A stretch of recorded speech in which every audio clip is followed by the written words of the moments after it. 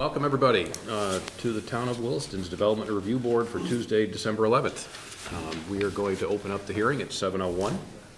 4 items on the agenda for tonight. We do always start out with an open public hearing. If anybody has anything they want to address the board with, don't all jump. Okay. All right. Very good. So the first on the agenda tonight is DP 17-1.1 Blackrock Construction. We're going to open up that hearing at 7:02. I am going to recuse myself because I live in Southridge. Okay. Welcome. Good evening. You know the drill. Name and address. Benjamin Avery with Blackrock Construction, 68 Randall Street, South Burlington, Vermont, 05403. Great. Welcome, Ben. Emily, have you got this? Yep. Okay. All right. This is a request for pre-application review of a proposed 40-unit residential development of a 44-acre parcel in the residential zoning district. I will note that the staff report says 59 units. That number is incorrect. It is 40 units. The subject property is an undeveloped parcel located to the north of Metcalf Drive and to the east of Coyote Lane. This project has growth management allocation for 22 of its units. It also has a discretionary permit and final plan approval from the Williston DRB. The applicants are applying for pre-application only so the project can be allowed to compete in the March 2019 growth management hearing before the DRB, and only for the reallocation of already allocated units into sooner years than were possible at the time of its original application. No changes to the project, other than the timing of construction of these units, is proposed. There have been no changes to the Williston Development Bylaw impacting this project since its final plan approval in November 2018. What is pre-application? This is the first step in the development review process, and it is called pre-application. It is not a formal request for a project approval or permit. It is a preliminary level of review. Proposed residential developments potentially receive authorization to proceed to annual residential growth management allocation process held in March of 2019. And what follows is a proposed motion. Thank you.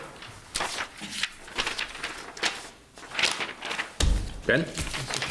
One correction for the record, the original allocation is for 21 units, not 22. Okay. We anticipate a construction start this winter, and we currently, well, as of July 1st, we will be able to pull 14 building permits of the 21, or 13. My mistake, 13 of the 21, with 8 units currently sitting in 2022 and 2023 respectively. And this is simply a procedural application to be considered for the allocation hearing in March. If possible, we'd like to pull some of those units into sooner years. And how many you want to pull? You want to pull 4 per year forward? Ideally, we would pull 4 into 2020 and 4 into 2021.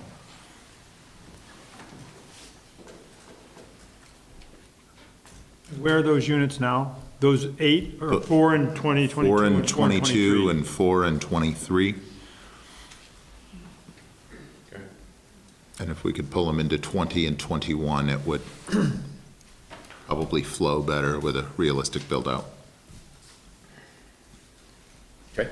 Any other changes? Any other? That's it, right? Okay. Anything else? Anything else you want to say? No, I think. Questions from the board?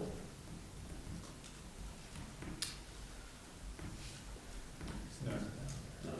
Okay. I see some people here in the audience, probably who want to talk.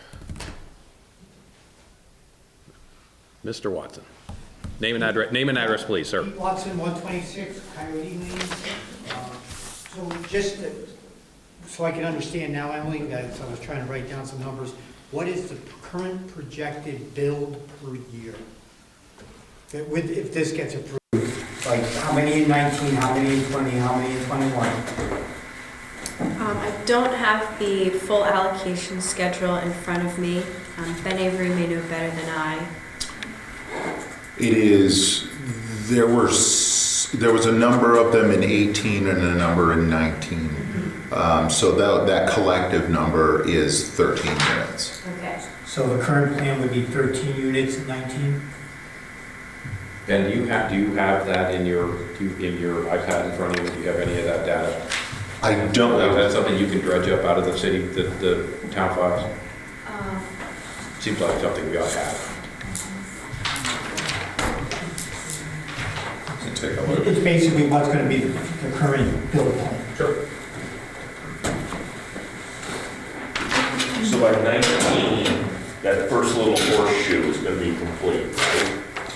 Well, it's all subject to market conditions. So let's hang on. Let's just let the staff and let Ben dig around in their iPads for a second, or their computers for a second, see if we can answer one question before we ask another.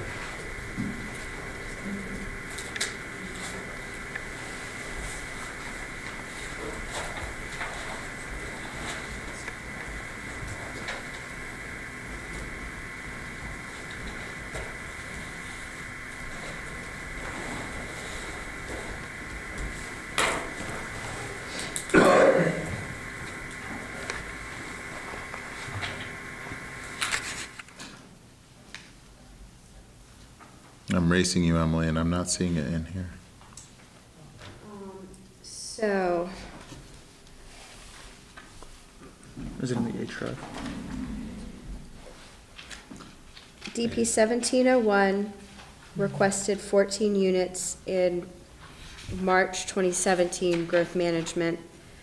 They got 6 for fiscal year 2018, which was last year basically. 6 for fiscal year 2019, the year we're in currently, and 2 for fiscal year 2020.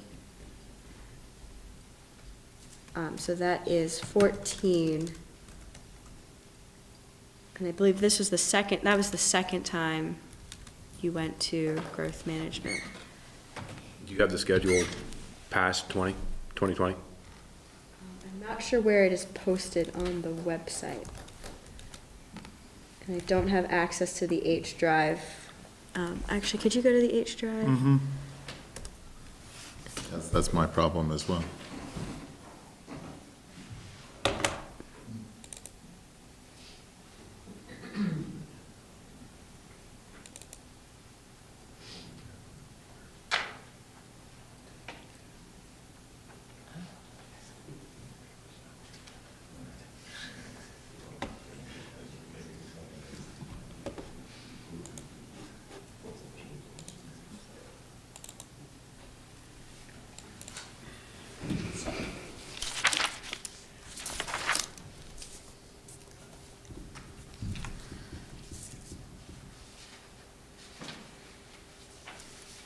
So I believe this is showing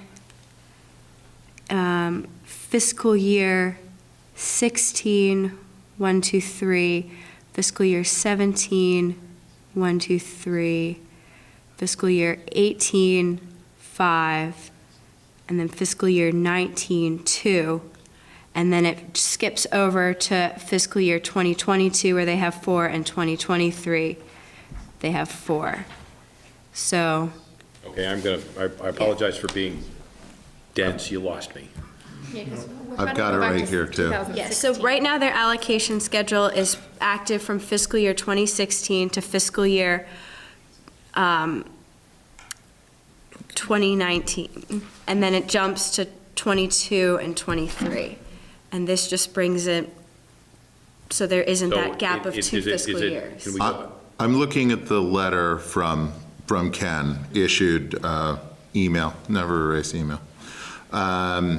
DP 1701, fiscal year 18 is 9 affordable and 2 market units.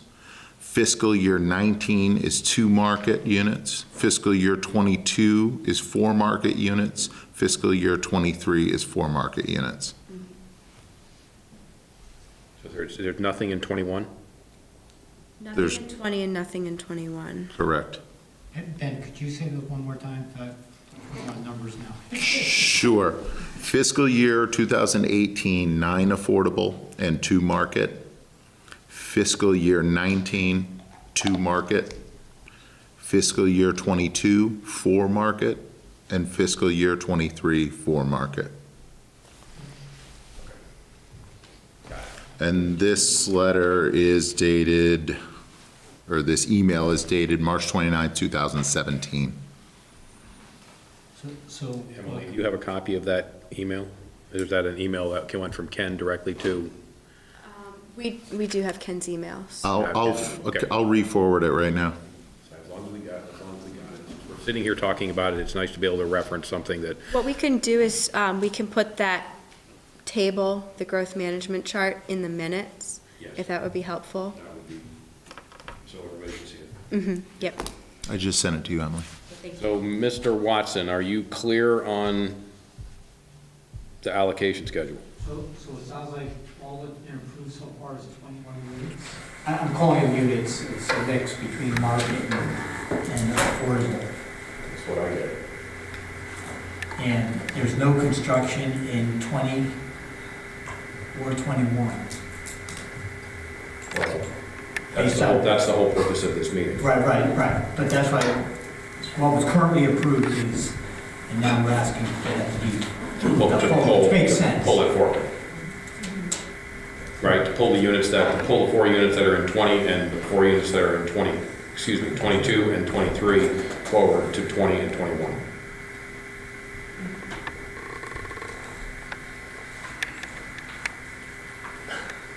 Yeah, It answers that question. okay.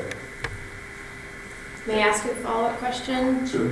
Actually, the gentleman that got up to speak.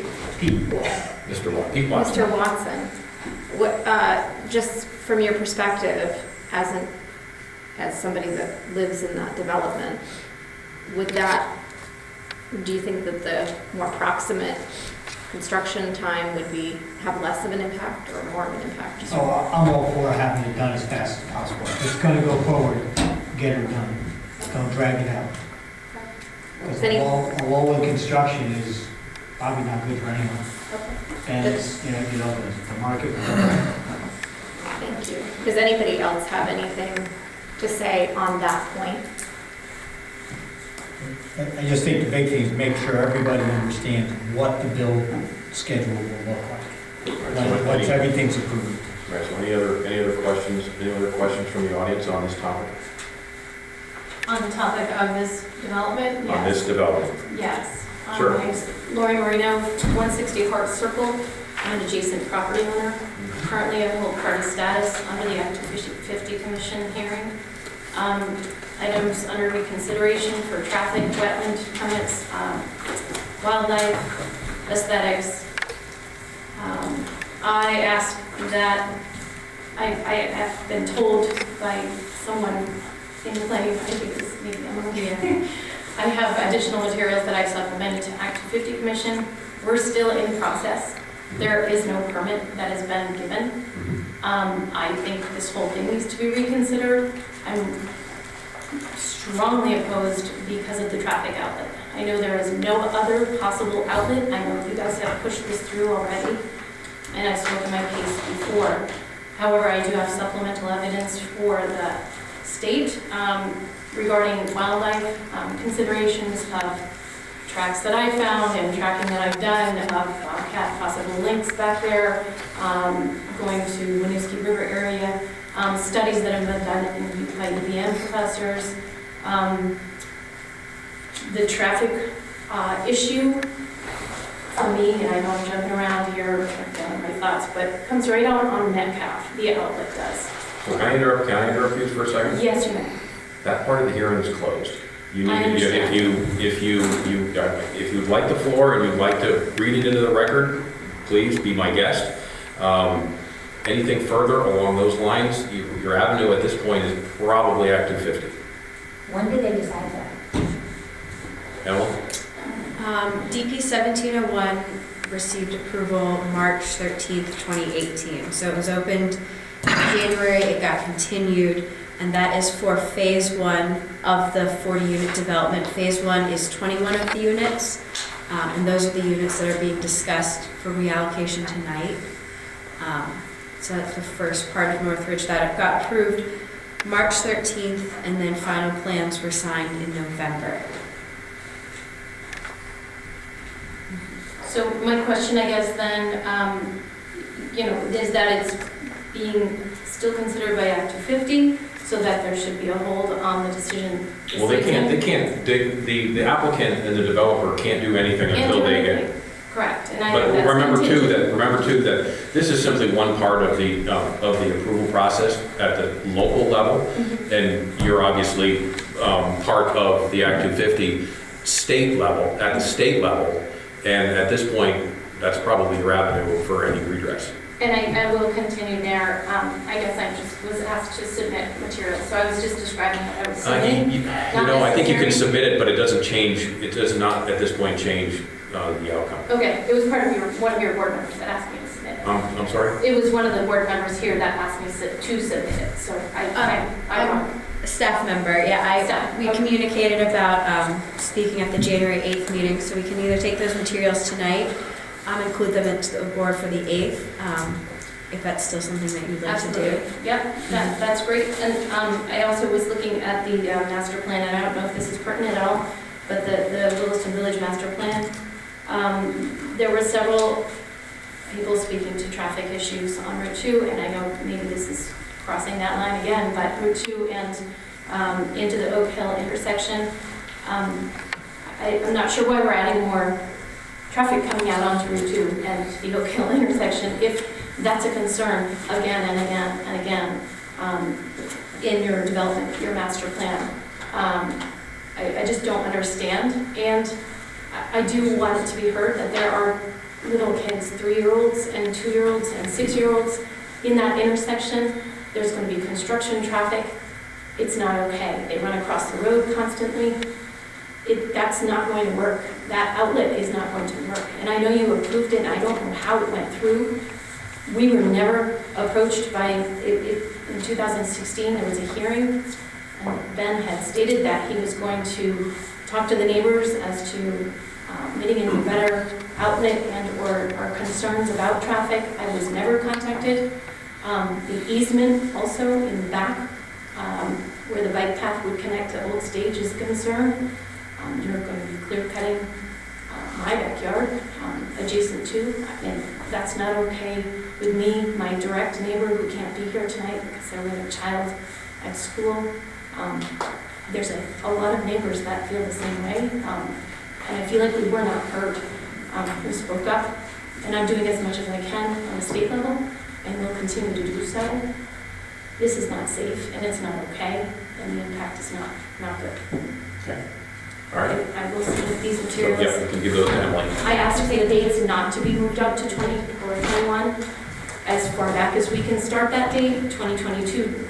I don't know if that impacts the hearing tonight. My understanding is correct. However, if we can push the start date back, the later the better. I agree with you. Yeah, that we cannot do.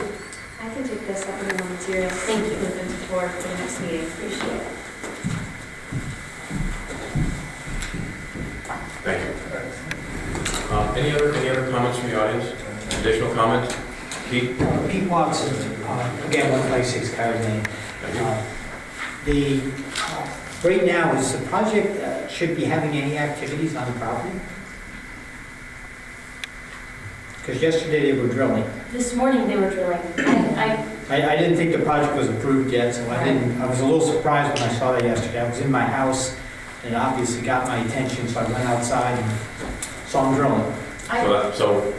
And there could be a reason for That it. would be a comment that needs to be directed to staff and, as either a possible complaint or violation. Ben, what are you doing? There's no activity out there that I'm aware of. I've not been notified of any activity going on. We recently, They're in my backyard. There was 2 Hang on, complaints. hold on. One person at a time. So, and I made a video of it.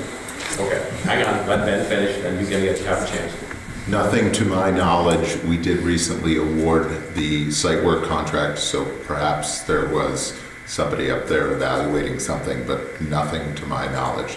There has been test pitting up there. The archaeology folks were up there for 2 days. A&R's been up there several times in the last few weeks. There's been a slew of activity, but no drilling that I'm aware of. If I'm correct, there was materials due, supplemental materials due from Blackrock today, I think was the deadline. I may be incorrect on that, for the Act 250 Commission regarding blasting. Okay, so we wouldn't have any knowledge of that. I understand, but I'm wondering if the drilling, because I went up and talked to the gentleman that was drilling this morning at 7:15, which is also probably a noise ordinance violation on the federal level, not the state, or not the town. He indicated that he was drilling for bedrock, but he was in someone's direct backyard. The police did come out, and there was more than one complaint filed from the police department as well. And So staff is making notes of this, and they can look into this. and the other concern I have, and I do have evidence submitted, an article from 2005, where Tom Hergenrother was the builder. Tom Hergenrother's company has now become Blackrock Construction, renamed, owned by his sons. And they were faulted in 2005 for incorrect stormwater drainage in their building, which caused feet of water in people's basements in Coyote Run. Does that have anything to do with this property? Well, I'm considering them maybe not the right builders for that property. Maybe there's, I think we're off track. I think we're off track here. well, we're on track. No, I don't This think is we his are. property, and he's not aware of the driller on the property. Staff has made a note of that. They will talk to Blackrock about it. Other concerns? So, but, just, I was going to point of clarity. Should there be any building activity going on? It's just a simple question. I think the answer is no. Because the project's not approved. There can't be building activity, but there can be, there's certain activities that can take place where there's no clearing or grading, where our threshold is triggered for a permit. But there's stuff below our threshold for a permit that can still generate some vehicle trips and personnel on site. So you have to do some, you can't do any building, okay? So you've got to be a little careful about the term that you use. But certainly to obtain your permits, you are going to have to dig in the ground. You're going to have to figure out what's down there, what's underneath, in order to, develop a plan, in order to get your permit. So there is some digging that will occur. I'm guessing there is some probably drilling to figure out where the bedrock is, so you can come up with a blasting plan, which has to be submitted to the town in advance of any construction starting. So there will be some activity. There will be no building, which Ben will confirm right now. Correct. Thank you. Large-scale clearing and grading, that sort of thing. None of that. So, and again, staff's on notice. Can I just submit that it's better if the builder is forthcoming with information rather than saying, I'm not aware of a driller? Obviously, someone had to hire the driller to go and drill. So there was an awareness at some point, and I feel like the town needs to maybe support the residents here and not defend the builder, in that there should be some respect for a 7 o'clock in the morning drilling in someone's backyard is a little bit of an imposition. So I think the town does support the process. Thank you. The town supports the process. The town does not take sides at all, nor does this board. So we're not defending the applicant, and we're not defending you. We're here to take testimony on what is going on, and if there is a violation or an issue at hand, it will be addressed. Okay, I guess I saw you as a representative of the residents, and I guess that's why We're here to uphold the town bylaws, okay, and which is supposed to take care of residents, Yeah. but the applicant as well, because there is a right to develop. And that is part of this, this process. But only if they abide by the bylaws. And the bylaws are published, they're there for everybody to read, and I'm guessing you've read them. So that's really what we try to follow. So that's what we're. Other comments, other questions from the audience? Any questions from the board? I do have a question about the affordable versus the market. I wasn't involved, I'm new to this board, so I wasn't involved at all in this approval.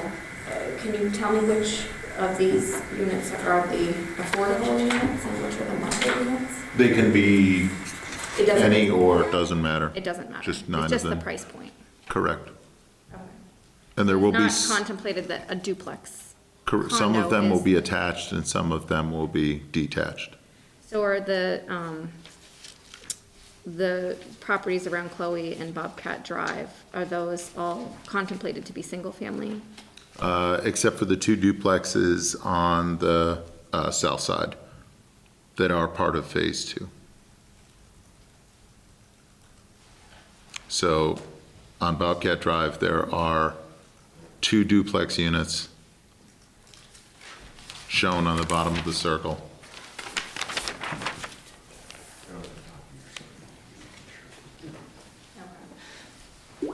I did, just to jump back, I did email or sent Tom a note right now, and although not to my knowledge, he did say that Ireland at some point was going to do a little testing to do with the ledge. So he was unaware that it was today, but he was aware of that. And apologies, I think every other time we've had people on site, I've let the town know in advance. I will make sure the project managers are aware.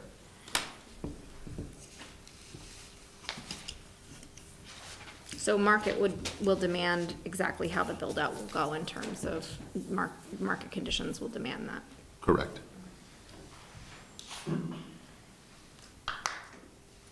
Any other questions from the audience board? Any other further questions from the audience? Pete? If we could, or maybe Emily, is there a way to transmit what the final build-out plan will be? Whatever gets approved tonight or not approved, So it sounded like Emily was going to post that on the town website. Yep, so on the planning and zoning page, there's a section called Major Developments in Williston. On there, we've posted the approved final plan set. And as staff is able to, we can post updates, like when administrative permits get pulled, we can post that information. All that stuff is public knowledge, so if you hear noises on the site and you give us a call, if we have had communication from the contractor or Ben about what's going on, we'll pass that information as best we can. appreciate it. Ma'am? My name is Susan Lord. I live at 725 Metcalf. I'm in butters with the property. So my question is, if Act 250 hasn't approved this, how can you make any decision at all tonight when you don't even know that This is it's- local permits. I understand, but That's not local permits, that's. I get it, but I just asked, like, how long that would take, and I don't know. Okay, so just to answer your question, we deal solely with local permits. Act 250 is dealing with the regional permits. So, okay, so we can make a decision tonight, but the developer can't do a thing until they have all their permits. Right. So this is part of the process of the developer getting all of their permits lined up, ready to go. So when they do that, then they can start, or not, depending on how the permits go. Right. But we're here tonight to talk about a local permit, an adjustment to the local permit. Okay. And that's all we're deciding on tonight. Right. So even if you decide to pull this back, and Act 250 says no, then that is, like, nothing matters. That's correct. Okay. Yes, that's correct. You have to have all the permits in place Right. to get it to move it forward. Ma'am? I don't know if you can say this, but do you have, and I guess maybe you need to discuss it together, but a lean one way or the other, is there an advantage or disadvantage to starting it earlier versus later in the town's eyes? No, I don't believe so. And again, I think from my understanding is it's not about start date, it's about completion date. Exactly. That we're looking at right now. So starting, they already, if they were to have all of their permits in place, then they could start their construction already. Because they got the allocations that we're talking about, beginning in 2018. They got the 9 affordable and the 2 market units. So they could have already been constructing had they got all of their permits. So what we're talking about now is, if they were to get all of their permits, do we allow for a gap, which they are asking to not have a gap in construction, and which would prolong the build out. And so I think what we're being asked to look at is, can we get all of the, the developer is asking, can we do everything and do the build out quicker for at least the first phase of the project? And that's all we're looking at tonight. We're not looking at any of these other pieces, which may be legitimate, but they're not within our jurisdiction to review tonight. Other questions? One more time? Anything else, Ben? I think we're good. One more time. All set? Okay. Thank you, everybody. Thank you. We're going to close DP 17-1.1 at 7:33. Until my clock.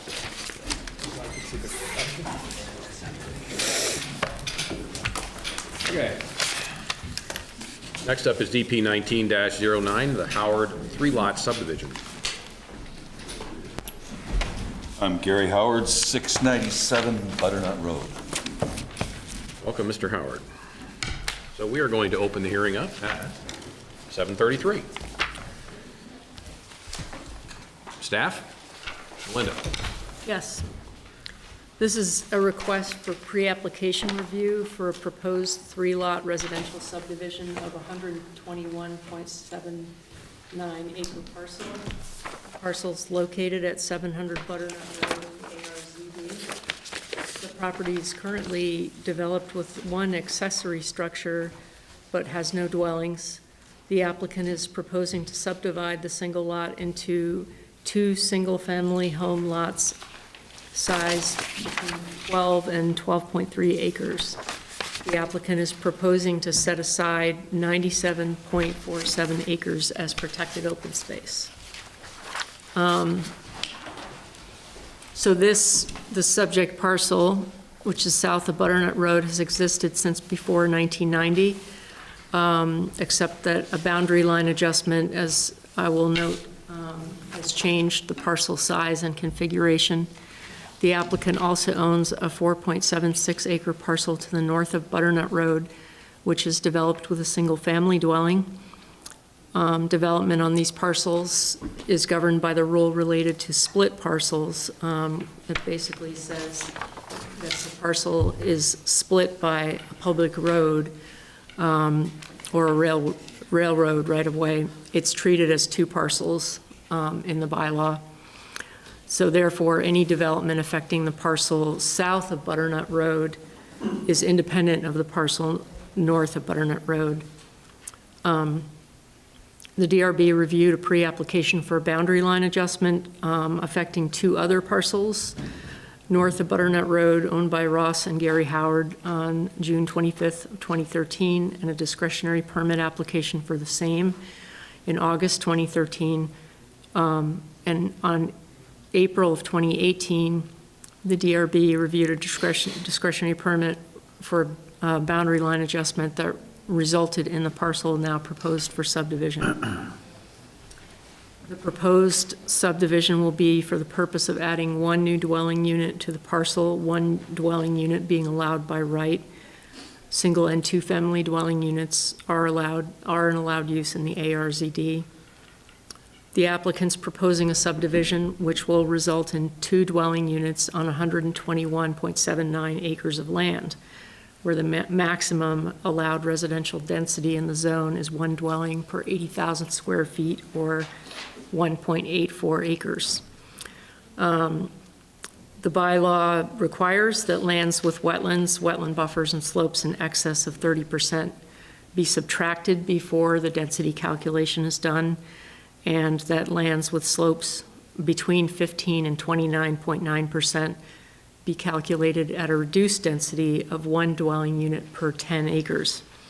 I did a constraints analysis on this project with the results shown in the table below, resulting in a total of the total maximum number of dwellings allowed on the parent parcel being 39.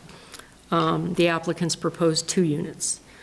The calculated acreage of wetlands is a rough approximation, and any additional wetlands or wetland buffers present would reduce the density.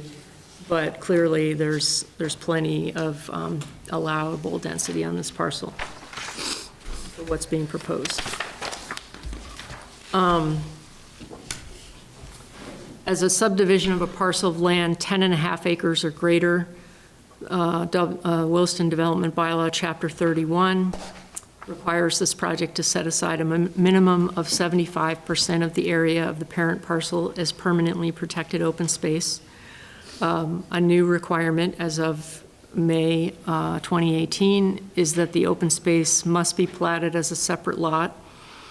The open space must include steep slopes, wetland areas, and wetland buffers, and any other resources required to be protected under Chapter 27.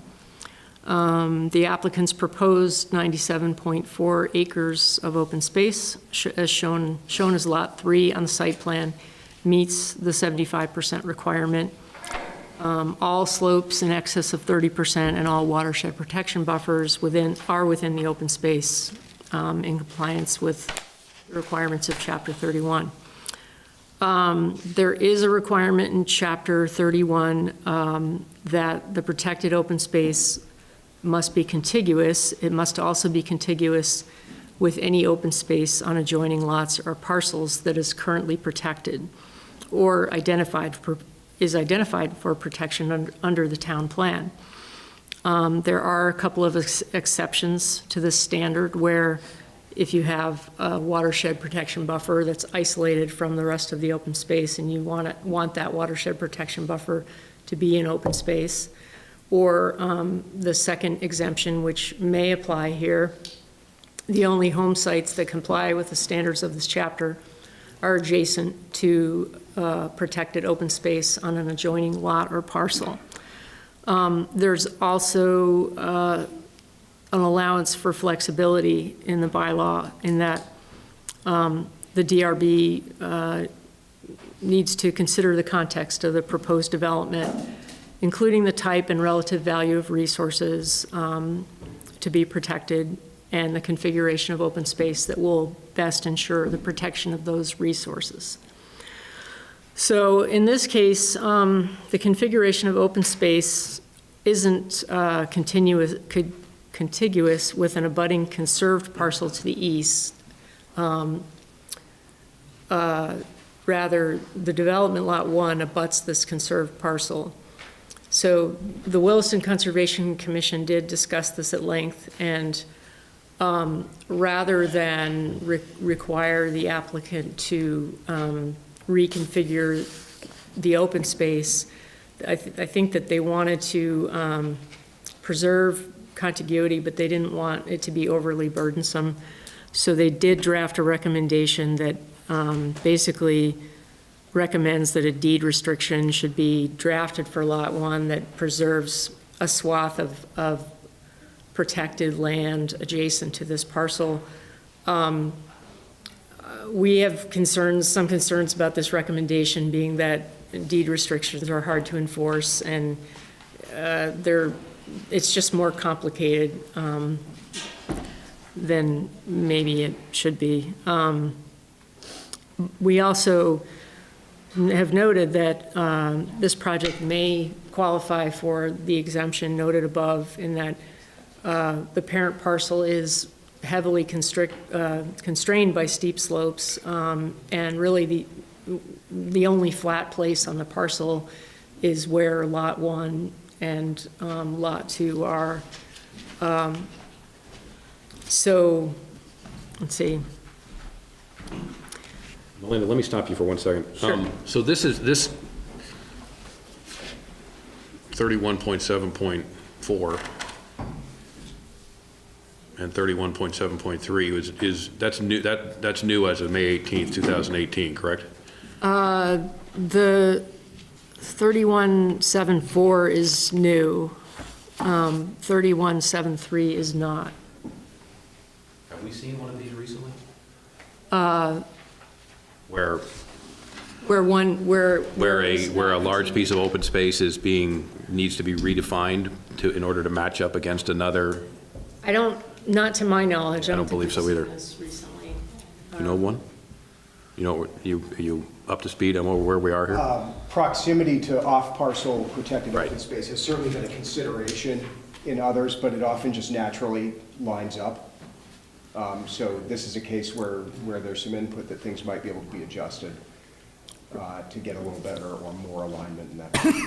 All right. The other thing that I noted is that when you sort of look at the broader landscape, the spirit of this provision, I think, is to protect large forest blocks. And when you look at the broader landscape, the parcel that's conserved, the abutting parcel, is mostly ag land. There's a little piece of forest.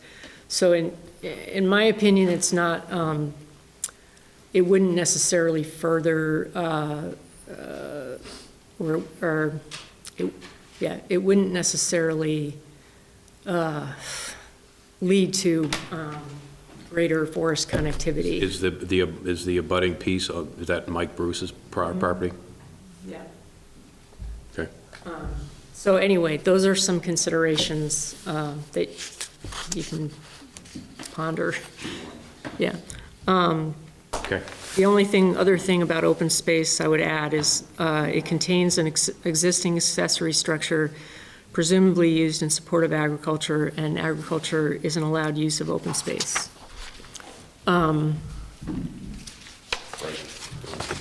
For access, access to all three lots will utilize a 50-foot right-of-way over an abutting parcel, and Lot 3 will utilize a proposed 60-foot wide easement over lots 1 and 2.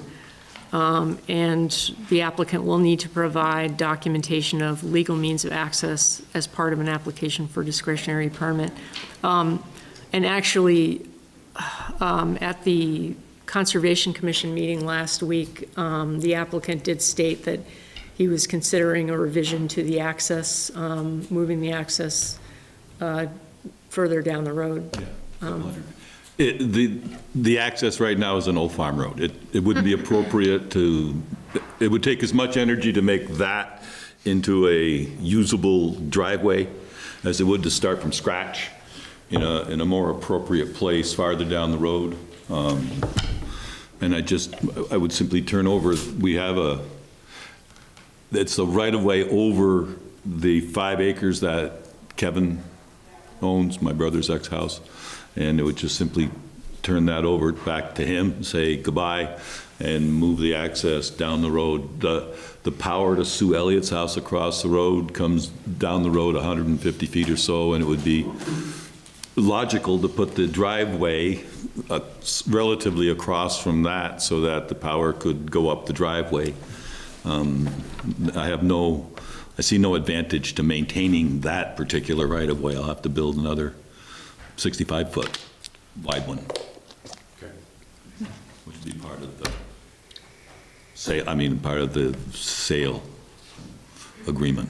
Okay. All right. So for traffic impacts, permits for new single-family homes will have to be accompanied by impact fees, including traffic impact fees.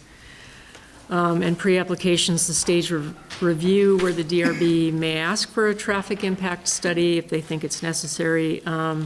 Staff notes that in Williston, 2 additional single-family units would produce 2.02 new PM peak hour trip ends, and therefore we are not recommending that the DRB request a traffic study for this project. For landscaping and setbacks, Williston Development Bylaw, Chapter 31 establishes minimum dimensional setbacks in the ARZD as 50 feet from a town highway right-of-way, 25 feet from a private road, and 15 feet for the side and rear setbacks. Required setbacks must be landscaped as required by Chapter 23. On large lots in the ARZD, this landscaping typically consists of existing vegetation and access drives, roads, pedestrian ways, underground utility lines, and overhead utility lines where permitted may cross required setbacks at a right angle, give or take 10 degrees. And parking areas may not be placed within required setbacks. The applicant has not shown proposed building envelopes on the site plan. Building envelopes must conform to the setback requirements as described. WDB Chapter 31 states that home sites must be shown within that portion of proposed open space development, 25% or less, where development will be permitted, and that designated home sites cannot exceed a 1/2 acre clearing limit. There's other requirements for home sites, including providing adequate wastewater treatment, adequate water supply, safe road access, and where possible, homes and accessory dwellings shall be effectively screened from view from public ways by existing woodland or forest vegetation or the terrain. For water and wastewater, the applicant's proposing a private well and septic system. System design and state permits are not required at this stage of review, but will need to be shown. On-site wastewater disposal systems will need to be shown on the site plan at time of discretionary permit application. For wetlands, waterways, and conservation areas, the subject parcel is within a significant wildlife habitat area due to its designation as both core habitat and wildlife travel corridor on the significant wildlife habitat official map. Chapter 27 requires that a habitat disturbance assessment be prepared by qualified wildlife biologists and submitted by the applicant as part of a discretionary permit application. The project area is within a secondary foreground viewshed area, and the bylaw directs the DRB to consider viewshed impacts to this viewshed and apply conditions of approval to mitigate those impacts as part of its review of the project. The proposed development isn't anticipated to disturb any land within watershed protection buffers, but because the project area contains steep slopes, particularly in the area proposed for an access drive, the proposed project is considered a high-risk development, and thus a professionally prepared runoff and erosion control plan will need to be submitted during discretionary permit application phase. And there are state map class 2 wetlands on the subject parcel, and normally we would require a wetlands delineation to be submitted with a site plan at discretionary permit phase. I'm recommending, because the wetlands are so far away from where the home sites are, that unless there are suspected wetlands within the home sites, well, if there are suspected wetlands within the home sites, that wetland delineation be conducted only within, not the home sites, the building lots, sorry. And there is a desired primitive trail shown on the property. The Williston Conservation Commission discussed a trail easement along a mutually, discussed a possible trail easement with the applicant. He seemed amenable to provide a trail easement along a mutually desired alignment, and that would be determined and it would be shown on the site plan as part of an application for a discretionary permit. The applicant did state a desire to be able to continue to allow hunters on the property, and requested that either the usage be restricted to certain times of year, or that the town put up some signs just noticing people that there is hunting allowed on the property. And building paths and trails is one of the scoring criteria in growth management. So for growth management, the bylaw states that one dwelling may be constructed on any undeveloped parcel that was and has continued to be in separate ownership since the town adopted its first growth management system in 1990. Since there is no record of subdivision of the subject parcel since 1990, the growth management exemption applies, and therefore the applicant retains the right for one dwelling unit, and if so authorized, will proceed with a residential growth management allocation request for one additional dwelling unit. Residential growth management allocation is a competitive process. To obtain residential growth management allocation without getting an exemption, a project must receive a minimum score of 30 points. And more information about growth management can be found in the bylaw, Chapter 11, and we're certainly happy to provide guidance to applicants regarding the scoring criteria in the growth management process. So other boards and town departments did review this project. Police and fire department had no comments at this time, and the Department of Public Works submitted comments and requested a response to the following: that the minimum right-of-way is, the Public Works minimum right-of-way is 64 feet, and that access review will be required if there's any further development of Lot 3. So staff is recommending the applicant meet with the Director of Public Works to clarify any requirements they have for the proposed access driveway prior to submitting an application for a discretionary permit. This proposal was also reviewed by the Williston Conservation Commission, and their recommendations are as follows: that a habitat disturbance assessment should be prepared and submitted as part of an application for a discretionary permit. The protected open space be platted as a separate lot, and that in order to promote open space contiguity across adjacent parcels, a deed restriction should be drafted for Lot 1 that protects a 200-foot wide forested corridor along its eastern boundary where accepted forestry practices would be allowed, but development and/or clear cutting would not be allowed. The applicant should submit a draft trail easement as part of an application for discretionary permit, working with the Conservation Commission to determine a desired alignment.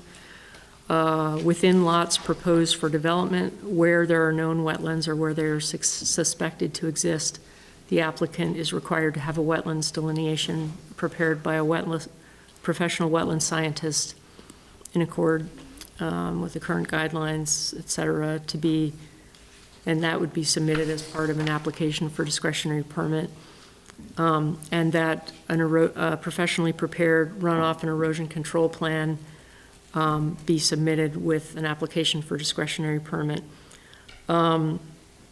So as we discussed previously, you may want to give some thought to the recommendation number 3 regarding contiguity with adjacent parcels, and either redraft it or just consider something to that effect or not.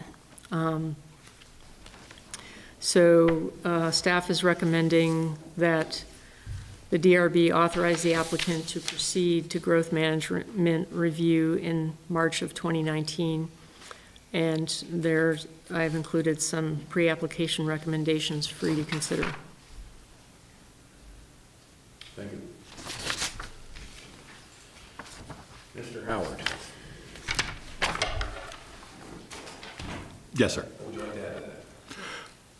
I have nothing to add. This is, shoot, She did a good job. yeah, it's covered. I have a question. Yes. I'm confused by the wetlands. I don't know where or what if the two lots that I proposed have wetlands, they don't have wetlands on them. They don't have mapped wetlands on them, and so I guess my recommendation would be just to have somebody go and take a look, and if there are suspected wetlands, that they need to be delineated, but if there aren't, then that wouldn't be required. And that someone would be professional wetlands scientist. Where do I find these people? I mean, I've had a couple. I've got a wildlife management person to find, and I've got a wetlands specialist. And I can tell you, there's wildlife there. And if you think the deer are going to hang out in that 200-foot wide corridor, you're wrong. Plant a few rose bushes in front of these houses, and they will find them. So, I just, who are these people, and where do I was going to come in and ask you this tomorrow, probably, but I might as well ask you now. I had a chance to ask. So to answer your question, go in and see him tomorrow. Okay, all right, thank you. I will, because it just was too good an opportunity to ask. And that does bring up a point that certainly came up when I was reading through this, is that with the wetlands, the wetlands, the determination of if there's wetlands or not wetlands is a little wishy-washy, and the board will have to look at that and see if we can tighten that up a little bit. So anyway, that would be my only comment there. Questions from the board? Yeah. Is that spring control that's on the border of lot 1 and 3, up by the stone wall? It's controlled? Yes, there's 2 or 3, I think there's 2 concrete tile dug in.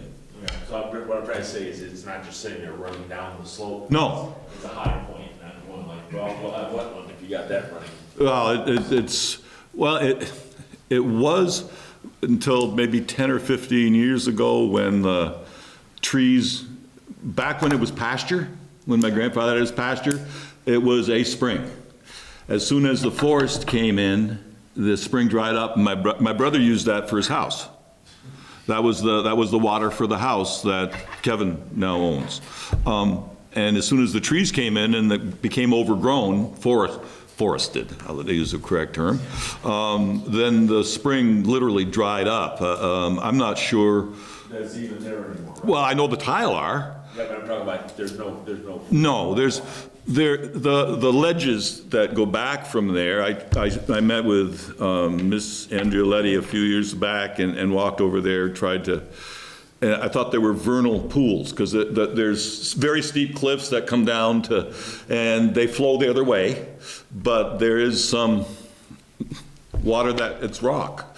Water that falls, snow that melts, sits there until it evaporates off. So right now, I don't even know if there's water in those tile or not. To be perfectly honest with you, I haven't pulled the top off it to look at it. I don't know.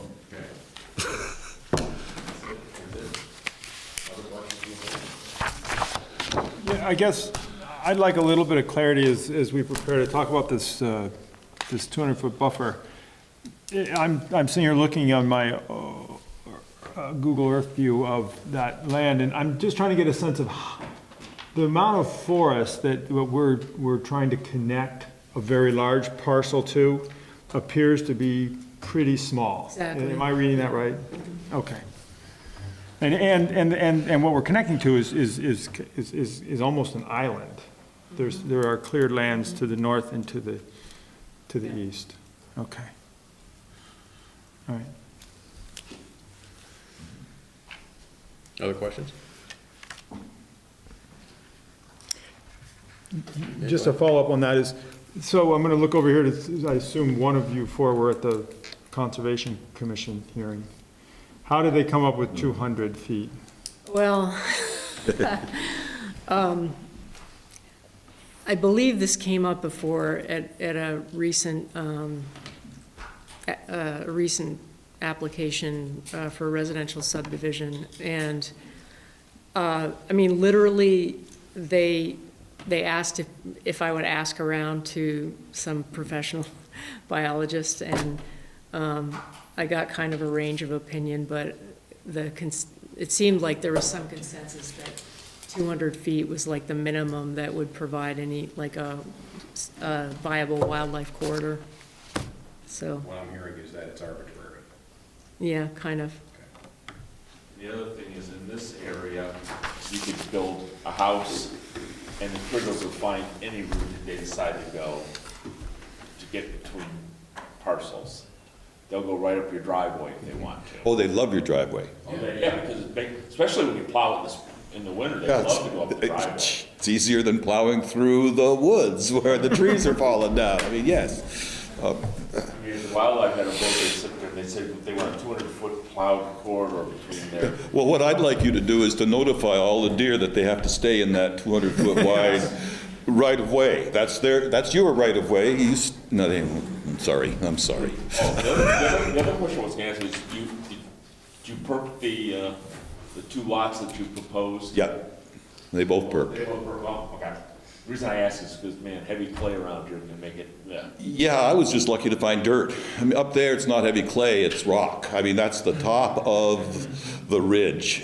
I have a lot of bone, good old Vermont limestone bone, you know. So it's potentially going to be a mound with a... I think so. I would imagine so. The Sue Elliott's place across the road, that's in the same exact run, had to do a mound. So I'm assuming that it would be a mound. Questions from the audience? Sir, in the back. And your name and address, please. Jesse Lauer, I live with my partner Kevin and Susan at 1120 Butternut Road. And just a couple points to add. I guess the driveway was already addressed. Just to add that Kevin and I would strongly support relocating the driveway because it seems like it's a headache the way it's configured now. Yep. And to add a little bit of headache to lot number 1, sorry Gary, there's an 800-foot right-of-way at the southeast corner of our property going southeast to the well that was just mentioned. Which Kevin and I would like to maintain. And it's noted in the notes on the map, but it's not printed on the map itself. There have been other maps where it's been on it, but it's not identified. Jesse, where's your property in relation to lot number 1? It's the rectangle that's sort of swaddled by It says Kevin. Kevin Mizzou. Yep. Yep. Where is that right of way? At the southeast corner, it sort of goes diagonally southeast about approximately 800 feet into lot 1, continuing into the armpit of lot 1, proposed lot 1. To a well that's located on lot 1. No, the well is located on lot 3. On lot 3. Okay. And I'm gonna take the top off and see if there's water in it, and if there's not, we'll have to talk about that, whether or not it's worth continuing to talk about the right-of-way, or if we had to do something else. I don't know, but it's there. We can work around that if it's just I helped put it in. We dug a ditch and laid some plastic pipe from the bottom of the 2-tile to my brother's cell, straight line. So we can talk about that. That's easy to do. Out of curiosity, does that stone wall go across that woods road? Yes. So in other words, there were 2 farms there. The equipment couldn't get all the way in there anyhow when they had the old stone wall, right? Well, there was a break-in. I mean, there were 2 farms. My great-grandfather's farm, that's the brick house, was south of that. Okay. And then there was another farm that was right on the inside of the corner that was another 100-acre hill farm that squared off around it, and that was the stone wall that separated it. Yeah, there was a break in the wall. It's not, it's a stone wall because there's a pile of stones there. It's not a laid stone wall anymore. It's all down. It's just a pile of rubble, but it's a stone wall. It's neat. So this is stones that they found when they were plowing? Oh yeah, like they cleared. Well, I didn't. Yeah, they did. Round where his house was a meadow at one time. The stuff going south was all pasture. I mean, they couldn't find enough dirt there to plant daisies on. For God's sakes, it's just plain rock.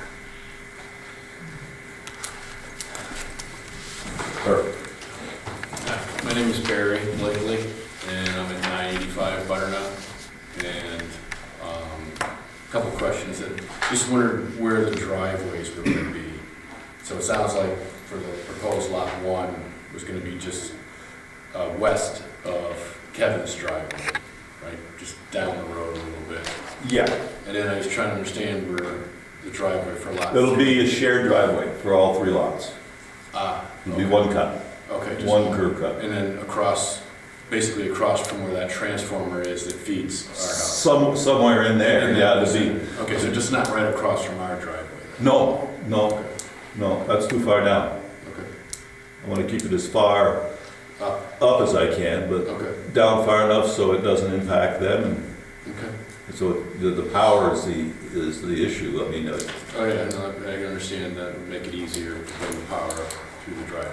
and I mean, they can go 100 feet either direction, Yeah. but no, it won't be down that far. Okay. And then that would also provide access to the open land in the back? Yeah, all the way through. Oh, okay. One drive, 64 foot, 65 foot, right away straight back to the load. Okay. 1 and 2 and 3. And my last question is, do you have a vision of where the building envelope would be? I mean, is it setback? Well, I'm trying to sell these two as views.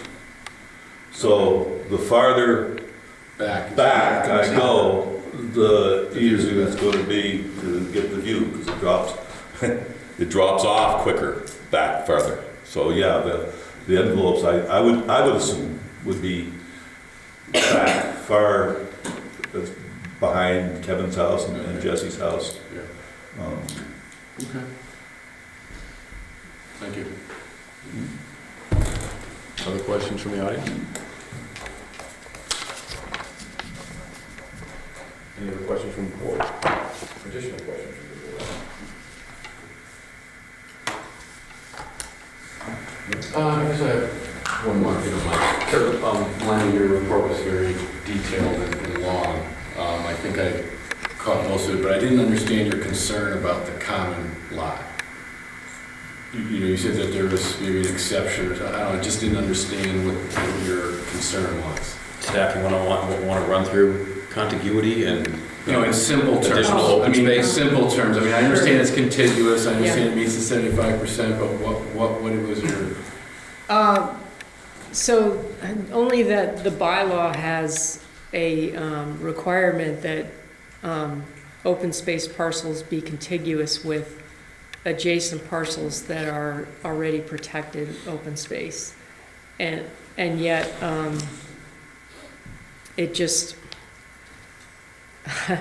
so I guess the concern was, does this, there were a couple exemptions to that, and just sort of asking the board to consider the exemption that I brought up related to, being that lot 1 is really the only flattish space on the parent parcel, and so maybe it's really the only feasible place to build. So that's the dilemma, I guess.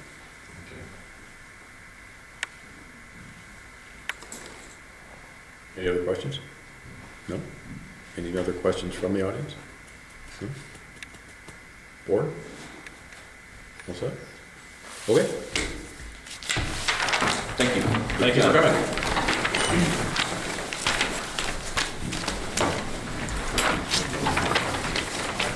You're going to close DP 19-09 at 8:11.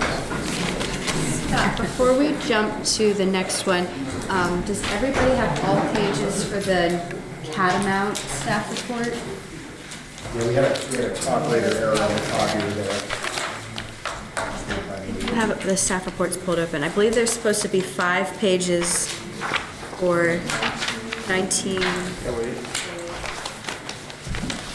We're missing what, pages 2 and 4? Yeah, okay. Could you send that to the printer and then, I'll run over and grab it while you get started. yeah, and Matt can go grab it? Or only, or? Or just print whole sets, print one for staff and, Go to the bottom, I'll just run my original, do it right this time. okay. I have the attachments. Okay, cool. Nothing good, right?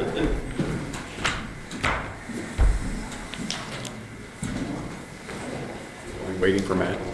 No, we can continue.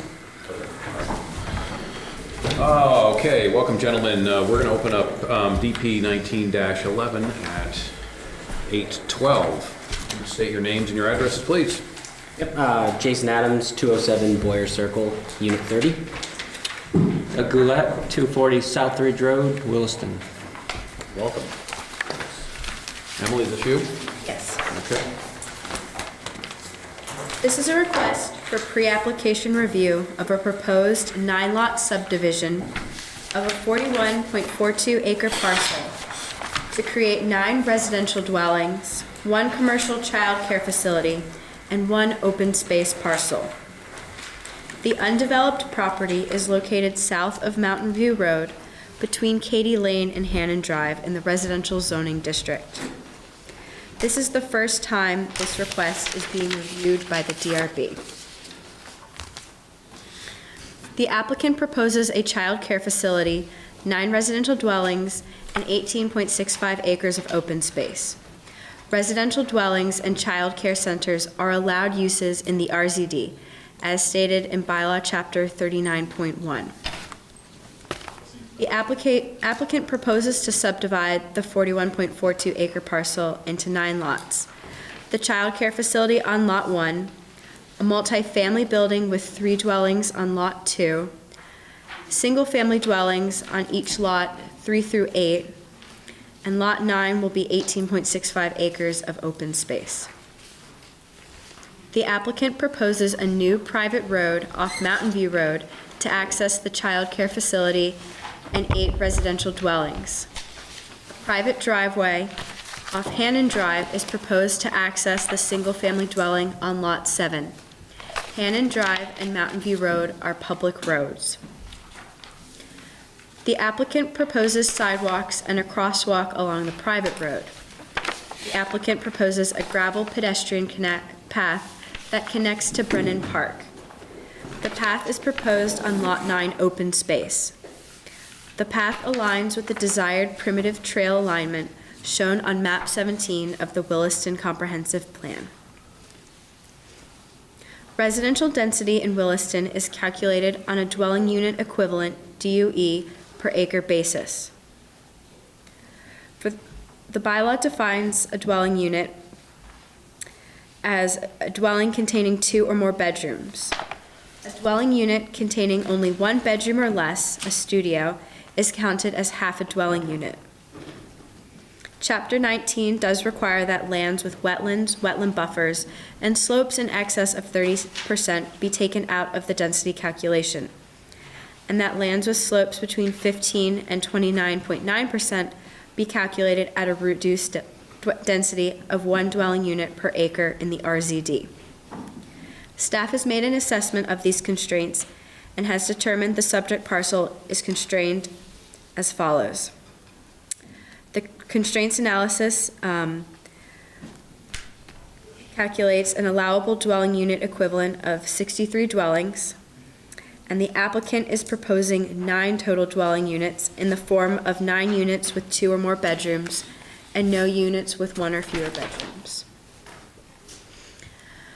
Bylaw 19.A allows a smaller minimum lot size or area per dwelling where individual lots are not proposed than the density calculation.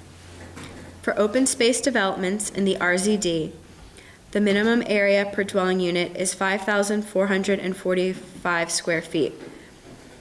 The proposed lots, which is equivalent to 0.125 of an acre.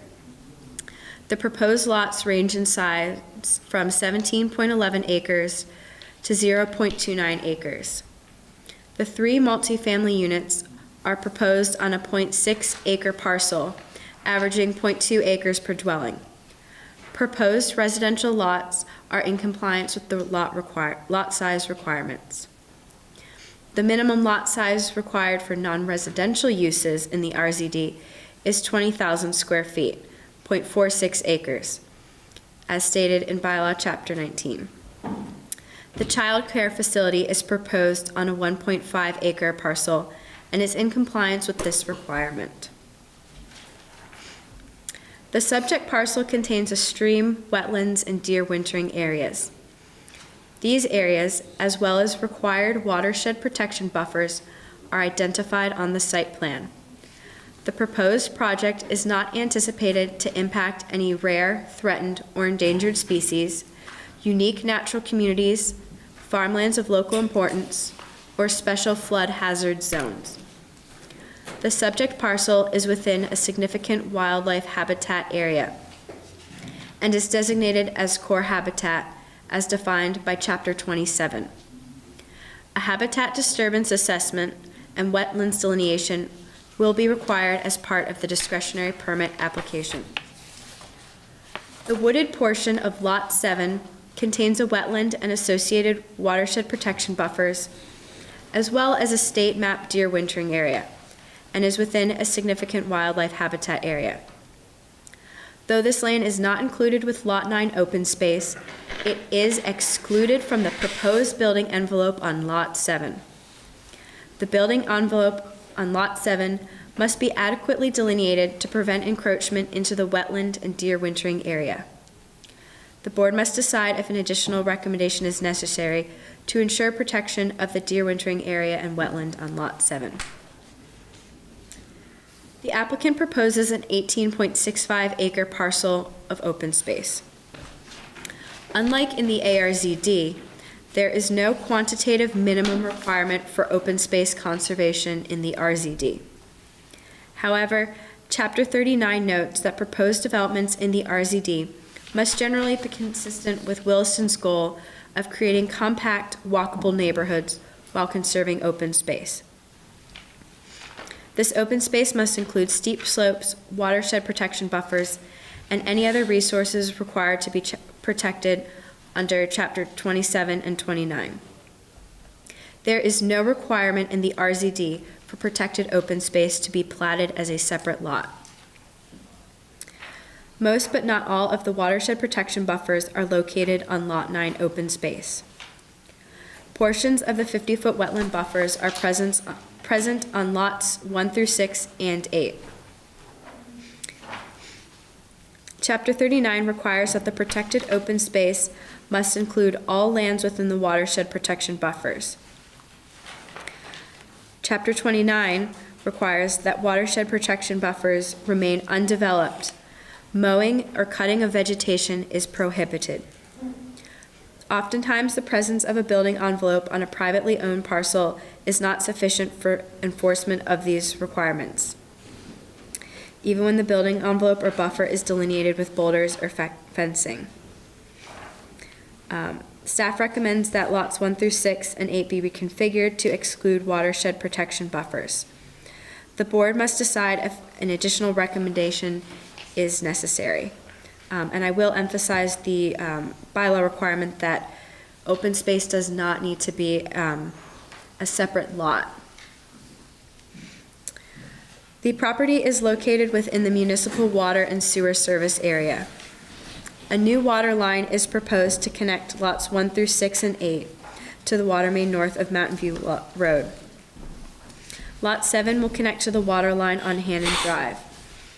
The proposed sewer line connection for all lots is on Hannon Drive because there's no municipal sewer line along Mountain View Road. Infrastructure design must be included with the discretionary permit application. The applicant is advised to meet with the Director of Public Works and Fire Chief prior to submitting the application, and staff has drafted a recommendation below. Outdoor lighting is proposed as part of this application, but details have not been provided at this stage of the application process. The applicant will have to provide a photometric plan showing compliance with the bylaw requirements of Chapter 24 as part of the application for discretionary permit. Chapter 23 of the bylaw requires that the proposed residential and commercial use be buffered from neighboring properties. The applicant will be required to submit a landscaping plan with the discretionary permit application. Traffic. The DRB can require a traffic study as part of the pre-application recommendations. Based on the pre-app proposal, the development is anticipated to generate 128.4 PM peak hour trips. Administrative permit applications for all of the proposed dwellings and the child care facility will have to be accompanied by impact fees, including traffic impact fees. The DRB can require a traffic study as part of the pre-application recommendations. The site plan for the discretionary permit must include proposed snow storage areas. This project is not subject to design review. Growth management. For Chapter 11, one dwelling unit may be constructed on any undeveloped parcel that was and has continued to be in separate ownership since the town adopted its first growth management system in 1990. There is no record of subdivision of the parcel since 1990, so the growth management exemption applies. Thus, the applicant retains the right for one dwelling unit, and if so authorized by the DRB, will proceed with the residential growth management allocation request for 8 additional dwelling units. Residential growth management allocation is a competitive process. To obtain a growth management allocation without obtaining an exemption, a project must receive a minimum score of 30 points. More information about the growth management scoring criteria can be found in Chapter 11 of the bylaw, and staff can provide guidance to applicants who have questions about the growth management criteria. Please note, the applicant can at any time request an administrative permit to construct one dwelling, as well as a discretionary permit to subdivide the commercial lot and build the child care facility. Only the subdivision and construction of 8 dwelling units are restricted to the growth management process. Plans were reviewed by Police, Fire, and Public Works. The Police Department did not respond to the request for comments. The Fire Department commented in a memo dated November 30th. Their memo is attached to this report. In a memo dated November 19th, the Department of Public Works responded with the following. Public Works standards state that paths must be paved, and they requested that the sidewalk path be extended to Mountain View Road. The Conservation Commission reviewed the application on December 5th. Their complete report is attached, and their recommendations are here as follows. 1, a habitat disturbance assessment should be prepared by a qualified wildlife biologist and submitted by the applicant as part of the discretionary permit application. 2, on Lot 7, development should be restricted to a defined building envelope to protect the significant wildlife habitat and wetlands. 3, the applicant should have a wetlands delineation prepared by a professional wetlands scientist in accord with the current guidelines of the Army Corps of Engineers, to be submitted as part of the application for discretionary permit.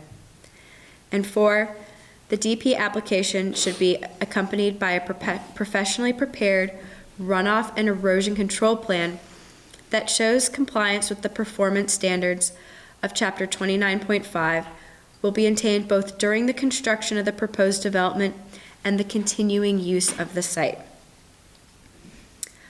With that is the recommended action that DRB authorize DP 19-11 to proceed to growth management review with the following 5 recommendations. Thank you. Thank you very much. Could you go back? to the open space section in the last line of paragraph number 2. Just give, what's the staff's opinion? So the staff is recommending, as stated here, that lots 1 through 6 and 8 be reconfigured to exclude the watershed protection buffers. Are we, what's the idea? What's the idea behind that? That's a pretty broad statement. Are we talking Yes. a whole redesign or fencing? Some redesign, some fencing, just to exclude those areas as much as possible and then make them clear for homeowners where their boundaries are and where they can mow and where they can't mow, making that clear. Gentlemen? You did a great job, so I'm just going to go quickly through the plans at a larger scale here. I think you have all these in your packet. Just to get oriented, this is the old Global Foundries property, 41 acres on Mountain View Road, which is up here. Brennan Woods Drive is located to the east with Brennan Park here. Katy Lane is parallel to the western property line with lots located here. So on this plan, the blue outlines the project boundary, the 41 acres, and the pink lines represent new property lines. So the daycare will be proposed to sit up here in the northeast corner. This is a residential lot with a 3-unit building. And here are the 5 single-family lots clustered in the middle of the site. And lot 7 is one single-family house, but it takes up a large area of the southern portion. Also contains the deer wintering area, which is this area attached here. It's that. This graphic really the same plan, only it has an ortho photo underneath it, just to give you a little more perspective on where the wooded areas are, the open areas. It might be a little tough to see, but this teal color hatching is anywhere there's a wetland and its associated 50-foot buffer. So that you can see is here and in this area. So about 20 acres of this site is watershed protection buffer, roughly half. So we're developing on the upland areas, being here adjacent to Mountain View Road, Adams, sandy soils. Here in the center of the site is upland area, and then again there's uplands located here. These are also uplands, but they're the deer wintering area. So that's that ortho photo. This is all the proposed same plan, but the orange represents all the open space that's proposed. So most of it is redundant with the watershed protection. But you've got open space proposed here on lot 7 to restrict development, as Emily said, to just a building envelope for lot 7 in that location. So that's it for the plans. Okay. Questions? Yeah, how are you going to get the sewer across the stream buffer without impacting? Are you going to basically have to use horizontal boring or what? Horizontal boring. Okay. And I think you're going to basically have some plan in place to make sure that it doesn't ever, if it ever cracks, you're going to be maybe shutting it off so it doesn't pollute the area. Sure. It will likely be a continuous section of high-density polyethylene pipe with no joints or fused joints.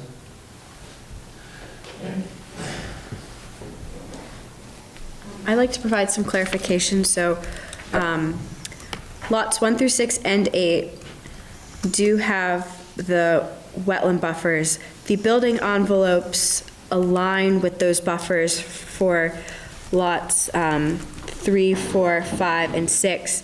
It's on lots 1 and 2 where the building envelope, the black dashed line, doesn't match up with the yellow wetland buffer dashed line. It's most clearly visible on page 3 of the plan set. Is your recommendation that the property lines or the building envelope line up or stay off of the? The building envelope. Mm-hmm. And then that be sufficiently delineated. Which is fine. I mean, I think the initial recommendation was that the property lines move to the wetland buffers, and that made the building envelopes in our view, too restrictively small.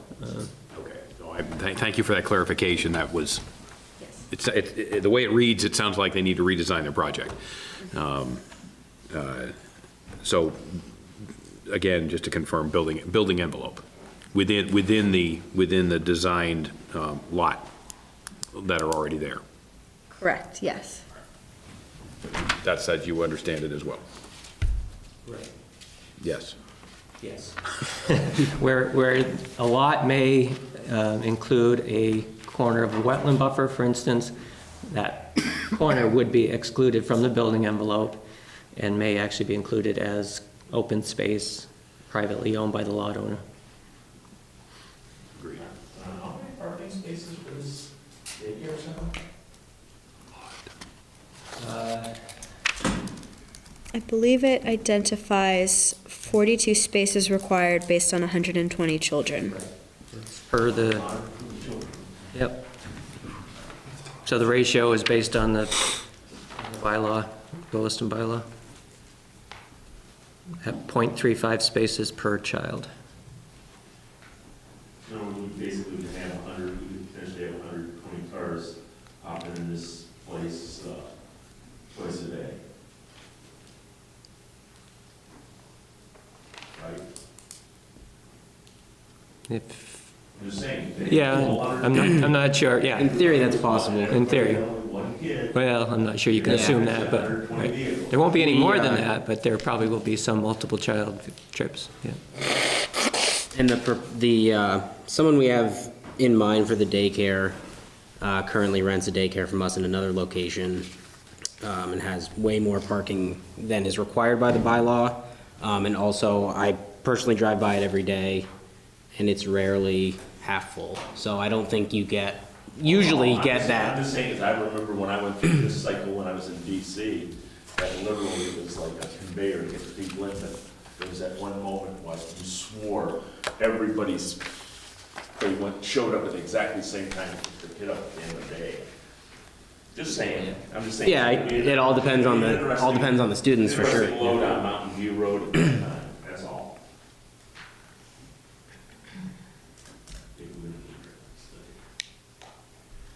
Can you explain the thinking behind having Lot 7 be so large and not the open space that's currently on Lot 7 be part of Lot 9? And why wouldn't all that open space just have been a single open lot? I think we just felt for a variety of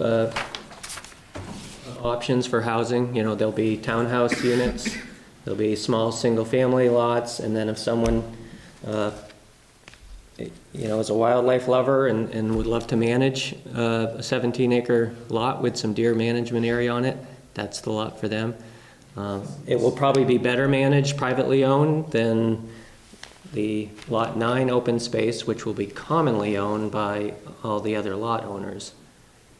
So chances are that'll just be left unmaintained. The Fish and Wildlife Department would prefer management of a wildlife deer area, not just let it.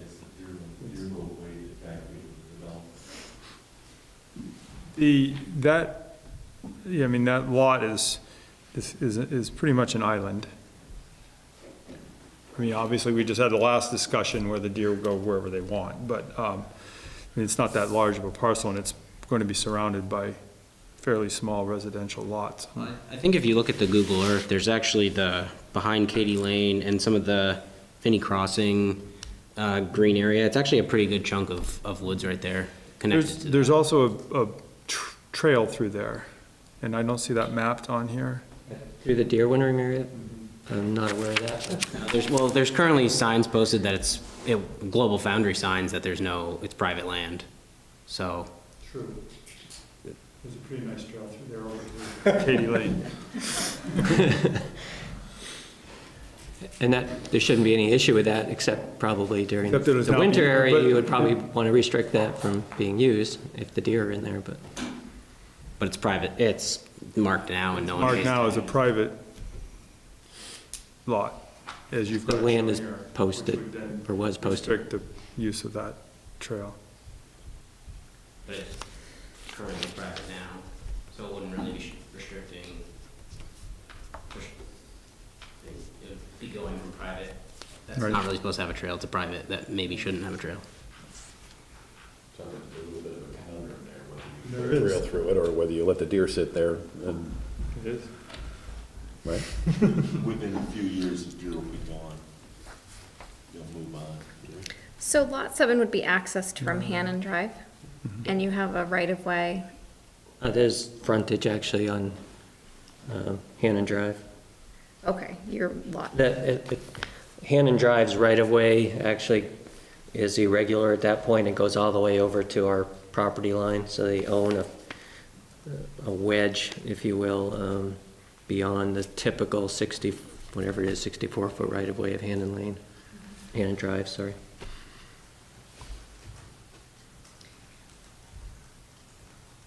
Other questions from the board? Any questions from the audience? Ma'am, okay, go ahead, sir. My name is Christina Newman. I'm Hannon Drive, 371.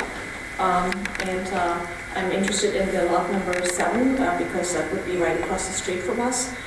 We've been in that location for about 4 or 5 years. And the setting was really important for us, with the wildlife setting across the street in the wetlands. And now the thought of having a driveway that we look out to is very different from what we bought into the neighborhood. People told us that the neighborhood was a finished neighborhood that would not be built in anymore. That's a conventional wisdom in the neighborhood that everybody I talked to. And so we were a little surprised seeing a house being wedged into the neighborhood and directly across from our house. And so I wanted to voice my concern about that part of the project. Okay. Thank you. Thank you. Mitch McClellan, I live at 464 Hannon Drive. I have similar concerns around lot 7. My bigger concerns around the daycare. Making an assumption, I think business-wise it makes sense, and with all the development of Finney Crossing, there's a lot more residents, a lot more need for childcare. My concern is similar to an established residential neighborhood in that a lot of cars will be cutting through Chamberlain Lane from Indian Ridge to Finney Crossing through Granite Woods. And being on Hannon Drive, we already have a challenge with people speeding through. So that is a concern based on the volume of cars coming through, as well as an established, very pedestrian-friendly, child-rich residential area. So the daycare is a concern, because it will not just be accessed through Mountain View, they will be cutting through, which is already an issue right now. So that's a concern, and more of a request that would the developers and or the board consider putting in some speed regulation on Chamberlain and Hannon, such as speed bumps or speed dips or something. Because right now, without the daycare and that development, we've got a lot of people that cut through, and there's a lot of small kids, including my own. And I also have a concern about the aesthetics of disturbing that one piece for that one lot. So I see trying to squeeze the most out of the purchase, and I know that the land has not been easy to develop, but lot number 7 will be somewhat of a sore thumb in what is an established neighborhood. Thank you. Other questions or comments from the audience?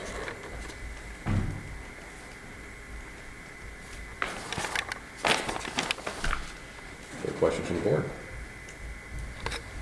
No. Anything else you'd like to add? No? I think, with regards to lot 7, that house site is certainly consistent with the look of Hannon Drive. It's upland area, it's open area right now. It's with 11, with the upland area we have here, as Emily said, this technically could support 63 units. We could have many large multifamily, potentially buildings on the site. We're choosing to keep it a modest development, and I think it's consistent and would fit into the neighborhood. So. Okay, thank you. Yep. Any other comments? Board, all set? Okay. Thanks, Jackie.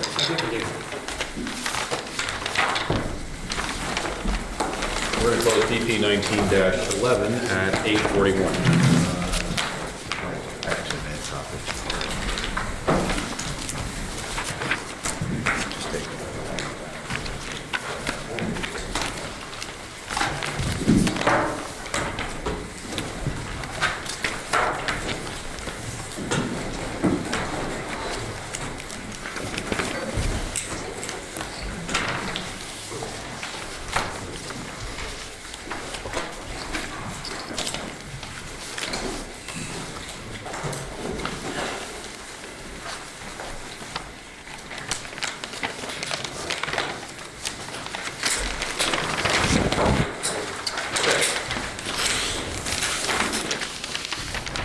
Next up is DP 19-08, Big 3 LLC. Welcome, gentlemen. Good evening. I'm going to recuse myself. Okay, very good. Paul O'Leary, O'Leary Burke Civil Associates, 13 Corporate Drive, Essex Junction, Vermont. Alex Corbanis, 1400 Mountain View Road, Catamount Golf Club. This is the DBA Heritage Golf Club, Big 3 LLC. Great, thank you. Welcome. Who's up? You're up. Very good. All right, Matt? Two notes before I go into the staff report. First, if anybody saw me passing some materials to the board, I neglected to photocopy all of the sheets and what was sent out to them. They got all the odd number pages and none of the evens. So I'm just distributing a paper version of what's on the website related to the staff report and attachments for this. And then just for the chair, noting that John Hemmelgarn's recused himself. He said he was recusing himself. Our practice is also for somebody to say something about why they're recusing themselves. So I'm recusing myself as a neighboring property owner that may have an interest in the outcome of this discussion. Okay. Thank you for reminding me. Okay.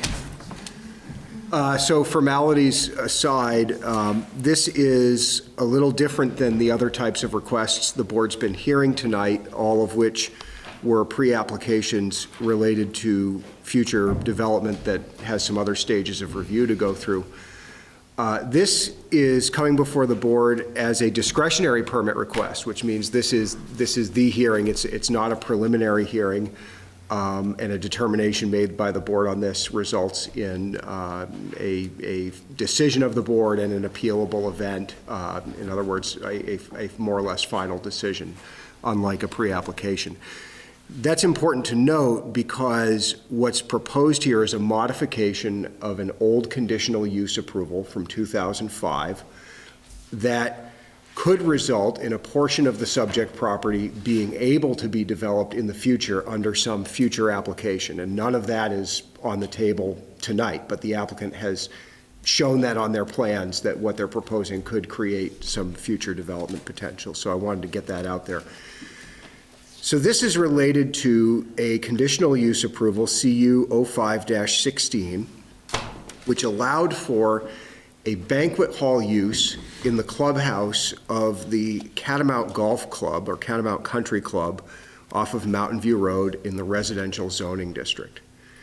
And the golf club and its accessory building, the clubhouse and all of that, was established prior to the approval of that conditional use, was established at a time when such uses were allowed in the zoning district. And in 2004, 2005, the owners came to the town, to the DRB, wanting to be able to use that facility as a banquet hall. In other words, people aren't just there playing golf, but we have this place where people can gather, where food can be served, that could be available to somebody from the general public who just needs event space. And the DRB at the time approved that added use under the ability to approve what's called a conditional use, which is a type of application that no longer exists in Williston's bylaws. Today, any use that's proposed to the DRB may be approved with some conditions. And generally the understanding that those conditions need to be ones that are connected to the bylaw, that are necessary to show compliance with the bylaw. So this today, existing in the residential zoning district, both the golf course, which is outdoor recreation, and the banquet facility are not uses that are allowed in the residential zoning district. If somebody came to the town today and wanted to build a golf course or a clubhouse or have a banquet hall in the clubhouse, none of those things would be allowed under the current bylaws. So the response from staff or the DRB would be, no, this is the residential zoning district. Residential uses and childcare are the allowed uses in this district. But we do understand that all of what's there was established with proper permits and was allowed at the time it was permitted and established. And so I've prepared findings of fact related to the determination that this is what we would call a legal non-conforming use. In common terms, what somebody would refer to as a grandfathered use. It was allowed when it got there, it's not allowed anymore, and there are certain principles both within state law and our bylaw about what that means going forward. And generally what it means is if you have a use on a lot that was allowed when it got there and isn't allowed anymore, you get to keep doing it. And if you stop doing it, in our case for a period of greater than 12 months, you lose the ability to keep doing it. If you want to do it bigger or more intensely or change the nature of that use in any way or generally increase it, you cannot do that. You're stuck with what you got your permit for. So the question before the board is this banquet hall, which the applicant would like to continue to operate, is part of this building that's accessory to a legally established 9-hole golf course. What the applicants are asking to do is to reduce the size of the golf course to which the banquet hall is accessory, and essentially eliminate or have the ability to eliminate a portion of the golf course covering about half of the subject parcel, and the banquet hall and the clubhouse ends up being accessory to a three-hole course instead of a 9-hole course.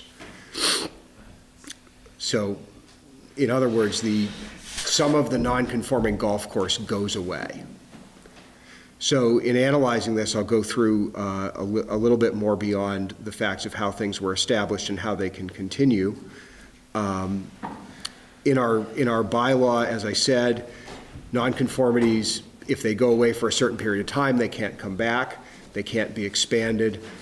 You can't use one nonconforming use to go and have a right to have some other non-conforming use. You couldn't turn the banquet hall into commercial offices, for example, and say, well, that's no more or less non-conforming. You're stuck with the use that you got.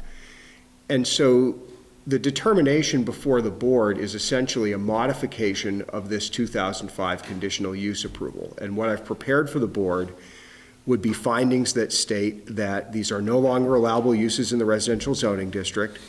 They were legally permitted. They're legal non-conforming uses, that reducing the size of the golf course to which the banquet hall is accessory reduces the non-conformity in that it makes the golf course smaller, that the banquet hall is not proposed to change at all and could continue as accessory to this smaller golf course so long as there is some golf course there operable and functioning. And I've prepared conditions of approval related to that. So the question is, can the banquet hall as approved under the conditional use still go on accessory to a smaller golf course than it was originally accessory to? My recommendation as drafted is that it can. The reasonable folks may disagree on that, and I'd be interested to hear some of the board's perspectives. But where this could be the first step toward further development of some portion of this parcel, it's critical to the applicant and to some degree to the town and the running of our process that this matter is decided on, resolved, and dealt with before any other development is considered on the subject parcel. So I'll stop there and take questions. I got a question for you. A couple of questions. They are related. And I addressed this to you before I addressed that to you, to the applicants. One is a 3-hole golf course considered to be a golf course. And 2 is a driving range is, can the banquet facility be accessory to a driving range? I'm not sure you can answer the first one, but you can answer the second one. Which was the first one? Is three-hole golf course considered, is 3 holes considered to be a golf course? Well, I think I can answer that. A golf course is where people play golf. And although they come in, 18, 36, 9, and sometimes fewer than 9 holes, I think if somebody came to me and wanted to develop a 3-hole golf course and said, what use am I would say they were a golf course. So I do agree that at some point it becomes something less than that. I would also say that on your driving range question, the use category, to the level of specificity that our bylaw ever identifies it, is generally outdoor recreation. And it would maybe identify golf as active recreation as opposed to what goes on at, for example, the Catamount Family Center, which would, walking and bicycling would be understood as passive recreation. So it's an outdoor recreation use, it's active recreation. There are some size and scale issues there. I think there needs to be some outdoor recreation that the banquet hall remains an accessory to, unless the board were to decide otherwise.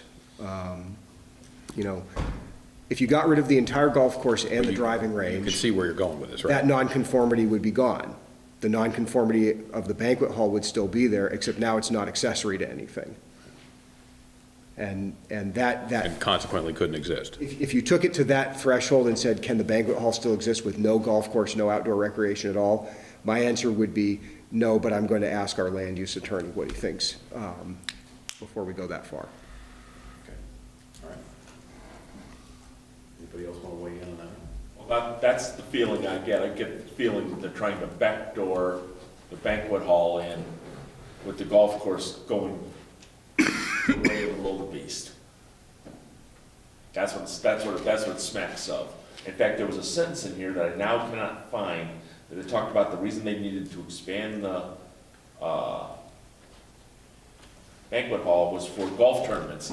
And I know of no golf tournament that entails a 3-hole golf course. None.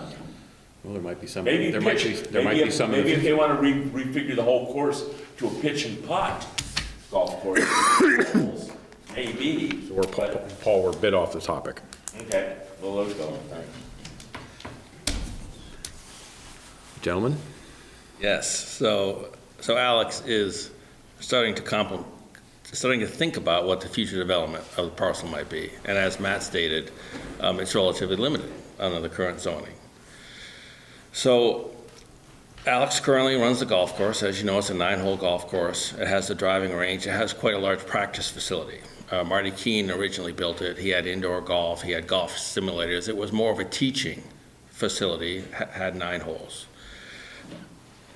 The way we envision it currently is that it would become more of a practice facility than your traditional golf course. That you might come here with a couple hours to spare. Alex is going to set a rate. It might be $20, it might be $40. You can hit balls as long as you want, and you can utilize the 3 golf holes to play a few holes as practice. Maybe you're only there an hour and a half. Maybe you're there at lunch, and then you leave. So, we feel that the 3 holes, coupled with the driving range, still hold true to the original use of the banquet facility being an accessory use to the golf course. Back in 2005, when we originally got it approved, we were originally denied by the zoning administrator, and we appealed to the board and saying that the banquet use was a typically accessory use that you would see at most golf courses. You go to Burlington Country Club, you go to Cedar Knoll, all these places have banquet facilities that go along with their golf course. Without the banquet facility, the golf course would close. No question about it. The banquet facility is what keeps Alex afloat. So in the short term, not knowing what the development might be and knowing how long your development process is by the time you get residential phasing. Obviously, we heard Blackrock here earlier, and you're talking about, 2022, 2023. In the short term, Alex wants to continue to run his business, and he can't run the business without the banquet hall operating. So what we've come to you is, with this plan, again, we're not proposing to remove any holes at this point in time. We're just basically saying is that if we came back to develop half of the project with the residential housing, could we continue to operate the banquet facility, keeping the driving range and keeping the 3 holes? Some of the thought going down the road a little bit would be that the 3 holes would actually become an amenity to any future residential development. For instance, if you bought a house, that you would have the rights to play these 3 holes, whenever you wanted to. But that's for a whole nother, that's a whole nother discussion a number of years down the road. So we're not asking to increase the size of the banquet facility. It's going to remain just as it is today. How many patrons does the banquet facility currently? We have a fire code of 200 as a sit-down dinner facility, and I believe 350 for festival seating, which is more appetizers and walk around. So the answer is, there's 2 different answers. I think one is 200 for a sit-down meal, and I believe 350 for festival seating. And that can include outdoor space, presumably. Yeah. And does the 200 include any kind of, like an outdoor, you guys have a little ramp? There's an outdoor balcony around the building. Yeah, okay, and that's part of the 200? No, Fire that's safety, or just- accessory. That's not included. The balcony is not included in that 200. Oh.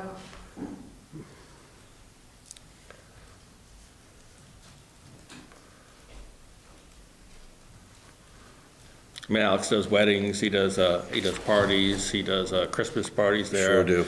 Birthday banquets. All types of special events. Yeah. And the 3 holes, I do believe, could do tournaments, corporate getaways. They come, they play golf, they hit balls, they practice, they play 3 holes. Golf today, it takes too long to play. I mean, we're seeing the trend, Quiniasca, for example. That's one example. Peter, you might know about that. It's a difficult market these days. And as you're seeing throughout the United States, it's come to, people don't have the time or the money to continue. That's why you're seeing 9-hole golf courses, not 36 anymore, or even 18. Quiniasca dropped from 18, and they're heading towards 9 holes. But I fully plan on operating that 3-hole golf course, as well as the driving range and the practice facility. Right now you have membership, right? Would the membership change? So if you became a member, you would be a member to hit at the driving range at will and play at the 3 holes? Correct. You could, Same as- or you could come in from the public. You wouldn't have to be a member. Right. You could come in and play that 3-hole course over and over.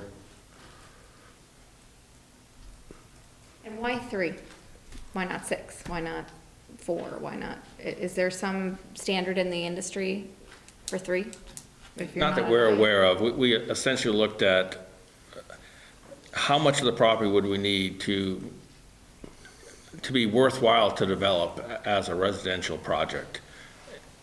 And basically we looked at, well, the property is about 60 acres. We thought that 30 acres, or roughly half of the project, would be a practical size that we could entice developers to come in and be interested in developing the piece. And it just kind of worked out with the whole layout that these 3 existing holes made a nice loop. You went down and it came right back up to where the clubhouse is. So it made sense to use the 3 holes. But no, we can't point to any studies. There's no.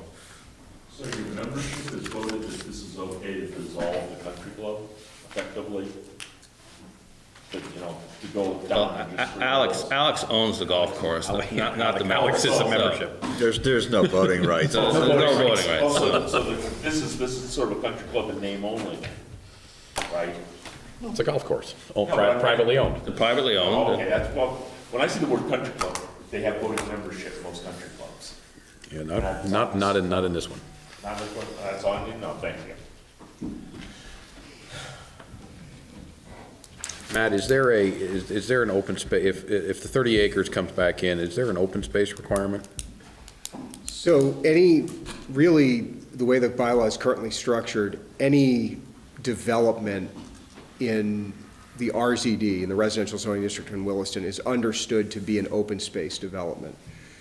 That doesn't mean the same thing as it does out in ag rural where it's 75%. It means there's some open space. It means it's a cluster development. You know, there would be encouragement for clustering, there would be encouragement for small lots and multi-unit buildings.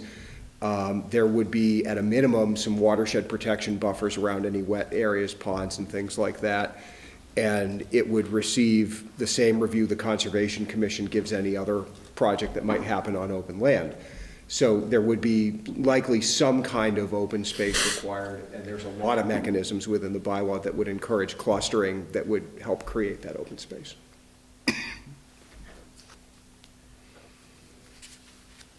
So our concern is really simply that as he goes forward, he just wants to be sure that he can continue to operate the banquet facility. We don't want to come in with a residential project, say similar to this, and have you say, well, we like your residential project, but you can't operate the banquet facility anymore because that's not, that doesn't work for us. The board understands that this is the first step in the process.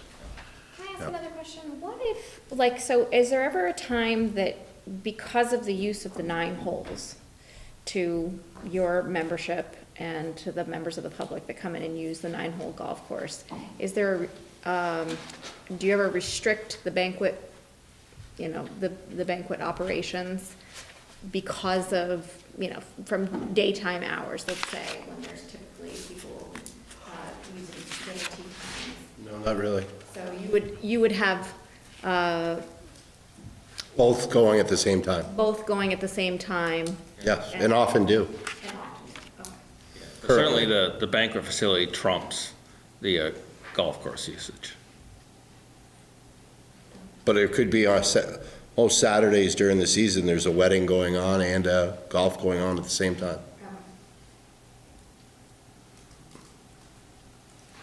I'm just trying to conceive of a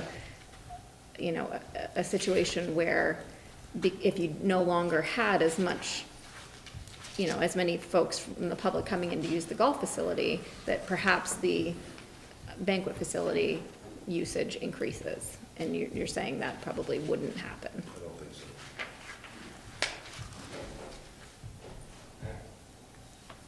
Any other questions of the board?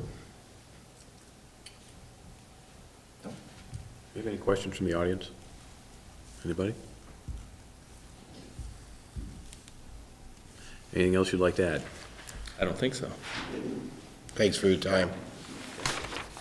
All right. Anything else from the board? Last try? Okay. Okay. Thank you very much. We're going to close P19-08, Catamount Country Club, at 9:04. Yours, you Thank you, guys.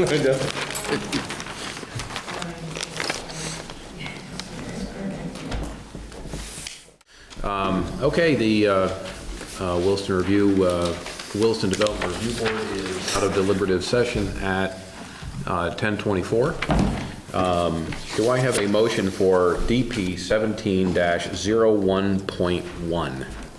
Yes. As authorized by WDP 6.6.3, I, Jill Spinelli, move that the Williston Development Review Board, having reviewed the application submitted and all accompanying materials, including the recommendations of the town staff and the advisory boards required to comment on this application by the Williston Development Bylaw, and having heard and duly considered the testimony presented at the public hearing of December 11th, 2018, accept the recommendations proposed by staff for the review of DP 17-01.1, and authorize the applicant to proceed to residential growth management allocation. Great, thank you. Do I have a second? I'll second it. Pete seconds it. Any further discussion? All in favor? Aye. Aye. 5 ayes, no nays, motion carries. Do I have a motion to approve DP 19-09? Yes.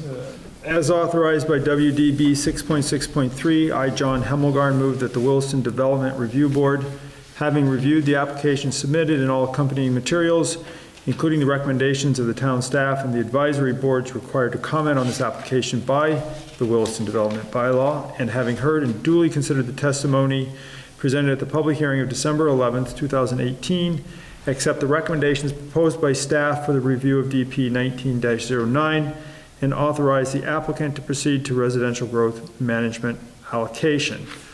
We are going to we're going to revise recommendation number 3 to read, the applicant shall have a wetlands specialist determine if there are any wetlands present on proposed lots 1 and 2, and submit a letter to staff with their findings. We are also going to create a recommendation number 7, which will be the second sentence of recommendation number 2. So number 7 shall read, the applicant should submit a draft trail easement as part of an application for discretionary permit, working with the Conservation Commission to determine a desired alignment. And that sentence will be separated from the recommended recommendation number 2. Great, thank you. Do I have a second? I'll second. Jill seconds it. Any further discussion? No further discussion. All in favor? Aye. Aye. 5 ayes, no nays, motion carries. Okay. Next up is DP 19-11, Adams 9-lot subdivision. Do I have a motion? As authorized by WDB 6.6.3, I, Peter Kelly, move that the Williston Development Review Board, having reviewed the application submitted and all accompanying materials, including the recommendations of the town staff and the advisory boards required to comment on this application by the Williston Development Bylaw, and having heard and duly considered the testimony presented at the public hearing of December 11, 2018, accept the recommendations for the review of DP 19-11 and authorize the applicant to proceed to residential growth management allocation review. We are going to add three additional recommendations. The 3 additional recommendations are going to be numbered 6, 7, and 8. Recommendation number 6 reads as follows. The applicant shall provide the DRB with a traffic study. Recommendation number 7 reads as follows. We are going to amend the Williston Conservation Commission memo concerning open space. Specifically, we are going to strike the second to the last sentence in the second paragraph and replace that sentence with the following. Staff recommends that the building envelopes in lot 1 through 6 and 8 be reconfigured to exclude the watershed protection buffers. Recommendation number 8 that we are adding reads, the applicant shall explore a primitive path connecting Katy Lane and Brennan Park. That's it? That's it. Do I have a second? I'll second it. You'll have a second, you're not second. John seconds it. Any further discussion? All in favor? Aye. Aye. 5 ayes, no nays, motion carries. DP 19-08 will be continued in a deliberative session until January 8th. Do I have a motion to approve the minutes of November 27th? I move that we approve the minutes of November 27, 2018 as written.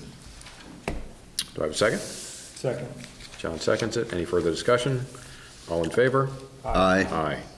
5 ayes, no nays, motion carries. Do I have a motion to adjourn the meeting at 10:24? Great. Thanks, everybody.